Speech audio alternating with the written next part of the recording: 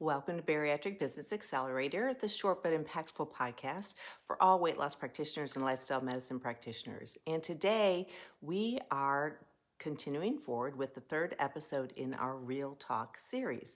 And it might be the most personal one yet, because what I want to talk to you about today isn't strategy or a system or things like that I commonly talk about.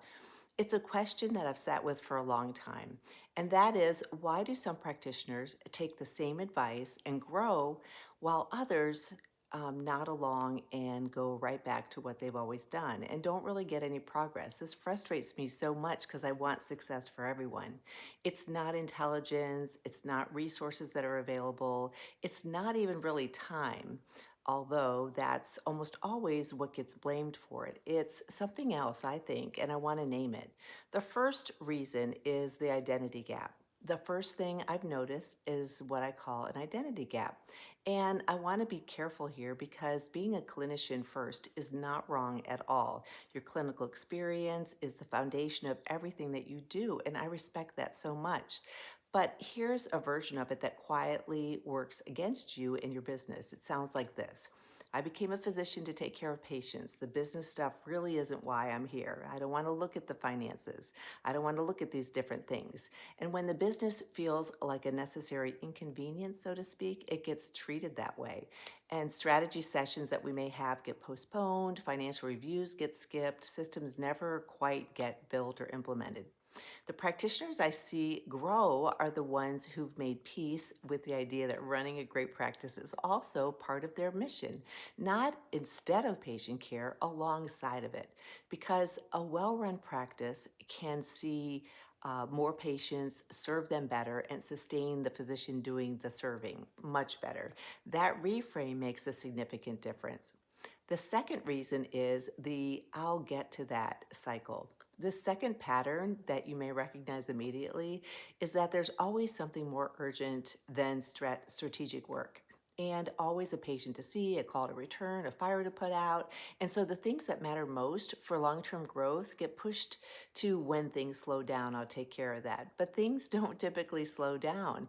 If your practice is reactive by design, if there's no protected time for strategic thinking for you, it will stay reactive. The urgent will always crowd out what's really important.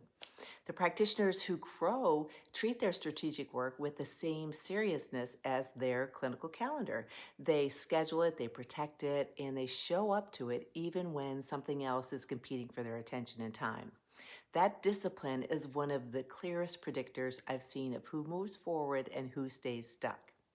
And the third thing I want to address is accountability. The third reason that I see some people succeed and others not, and this one is simple but profound, is just accountability.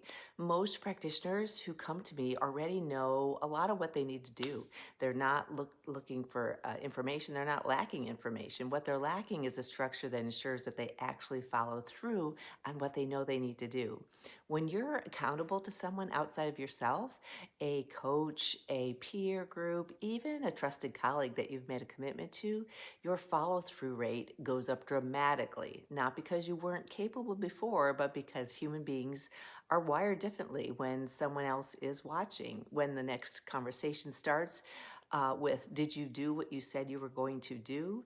That changes things. And I've watched practitioners make more progress in 90 days, which is a big part of my blueprints, usually in 90 days, with accountability than they've made in like the 2 years prior. That's not an exaggeration. It's a pattern I've seen repeat itself over and over again, and I take it very seriously. So, what the successful practitioners have in common is that they actually share these traits. Here's my honest answer: they're coachable, not passive. They push back and ask hard questions, but they're genuinely open to seeing their practice differently. They act on imperfect information. They don't wait until every condition is perfect and ideal. They understand that momentum matters and that waiting for the perfect moment is usually just a more controllable version of not doing it at all. And they play the long game. They know what they're building towards. They have a great vision, and that clarity gives them a filter for every decision along the way. They know their why they want to accomplish this. None of that is a personality type, it's a set of choices, and they're available to anyone starting right now. So, I've done three parts of this series of things that I've seen sort of real talk in terms of practices and growth of practices. And this one wraps up this Real Talk series. And I hope these three episodes have given you something very useful, not something to feel bad about by any means, but something to act upon.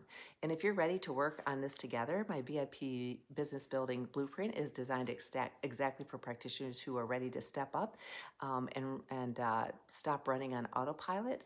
They want to find that you can find that under the work with me at my website, weightlosspracticebuilder.com. If you're just getting started and you're not ready for anything like that, I've got membership and also free resources, so many of them at weightlosspracticebuilder.com/free.